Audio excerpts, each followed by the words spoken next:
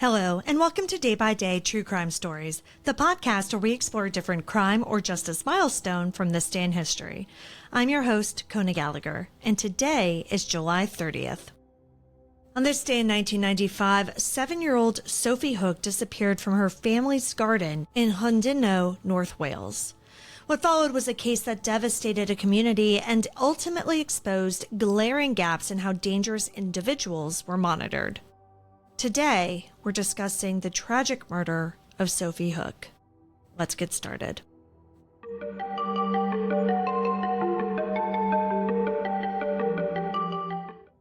July 30th, 1995 started like any other summer celebration for Sophie Hook.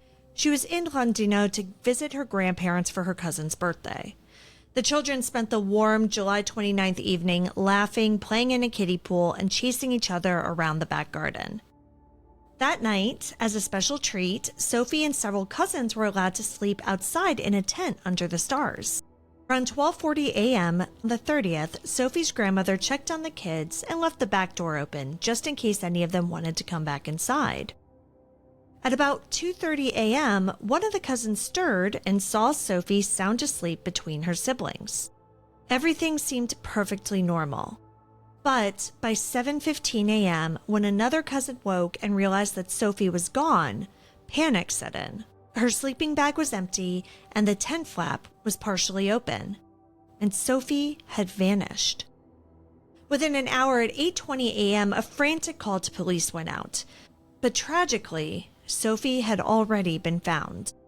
Just 10 minutes earlier, a local man who had been walking his dog along the shoreline discovered her naked body washed up near the rocky outcrop of Little Orme, less than a mile from where she had last been seen.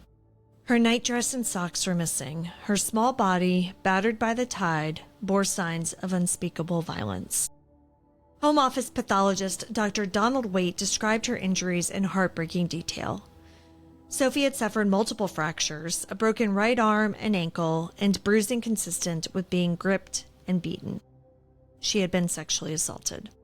The majority of the injuries had been inflicted while she was still alive. Ultimately, Sophie died from manual strangulation.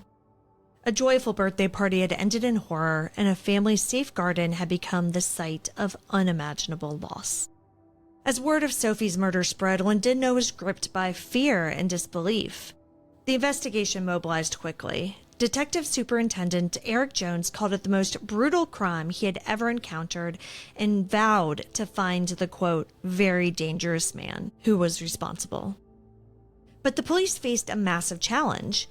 Any trace evidence that might have linked a suspect to the crime, DNA, hairs, fibers, it had likely been destroyed by the sea. There were no eyewitnesses to an abduction, there was no murder weapon, and no direct forensic evidence.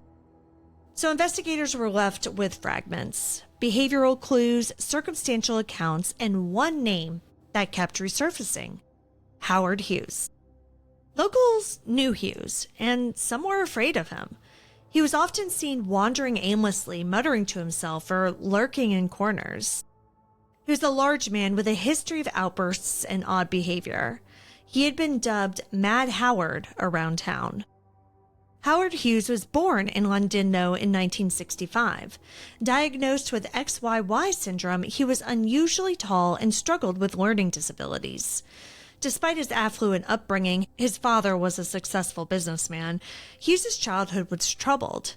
He was expelled from private school and cycled in and out of psychiatric facilities, including Bryn Eston and St. Andrew's Hospital. By the age of 19, Hughes had racked up 17 convictions, from burglary and assault to possession of weapons. But far more disturbing were the sexual allegations. 5 separate reports involving young girls, some as young as 3. Each case had either been dropped due to insufficient evidence or because the parents wanted to spare their children the further trauma of a trial. He never appeared on any sex offender registry, and the public remained in the dark.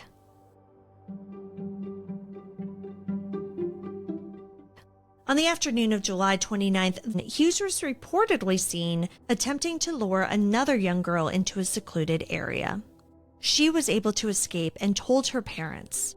Neighbors also spotted him cycling past the house where Sophie was staying, crouching in the hedges with a clear view to the back garden where Sophie and her relatives were staying. When a neighbor saw him loitering in the bushes, he said that he was just looking for some money he had lost. But now, with a child brutally murdered, police were faced with a chilling possibility. Could Mad Howard have escalated from a long string of warning signs into something far worse? Howard Hughes was arrested within days, but without forensic evidence, the case mainly relied on witness testimony. One of the most devastating came from his own father, Gerald Hughes. In court, Gerald testified that his son had broken down and confessed, saying, quote, "I did it, Dad. I must tell somebody," end quote. Hughes later denied making that statement to his father. Another witness, Jonathan Carroll, a known burglar, told police that he saw Hughes dragging a Hessian sack through the streets of Llandudno late that night. And he said that inside, he was able to see a naked body. Then came Michael Guidi, a convicted sex offender, who testified that Hughes had once expressed a grotesque fantasy of raping a girl, quote, of 4 or 5, end quote. While each of these witnesses had their own credibility issues, the cumulative weight of their statements painted a picture that couldn't be ignored. Prosecutors also leaned heavily on the pathologist's testimony to convey the sheer brutality of Sophie's injuries, likening them to what might be seen in a high-speed car crash. On July 18, 1996, after weeks of testimony, the jury delivered its verdict: guilty on all counts: abduction, rape, and murder. Justice Richard Curtis didn't hold back in his sentencing. He called Hughes a fiend and said that he represented every parent's worst nightmare. He recommended that Hughes never be released from prison. Hughes appealed his conviction in 1997 and again in 2001. Each time, the court rejected his bid for a new trial. In 2002, Home Secretary David Blunkett imposed a minimum sentence of 50 years, effectively a whole life term. But the questions left behind by Sophie's murder haunted Wales and the UK for years to come. How had someone like Hughes escaped scrutiny for so long? Why weren't prior allegations enough to do something? Could Sophie have been saved if better systems were in place? These aren't easy questions, but they remain essential. Sophie Hook was 7 years old. She was vibrant, imaginative, and full of promise. Her life was stolen in a horrifying moment of violence, but her legacy lives on as a powerful reminder of the need for vigilance and action. Thank you for joining me on today's episode of Day by Day True Crime Stories. If you found Sophie's story compelling, please subscribe, rate, and review the podcast. It'll help us grow. And be sure to join me again tomorrow as we explore another significant event in true crime history. Until then, stay safe and remember that behind every headline is a life worth remembering.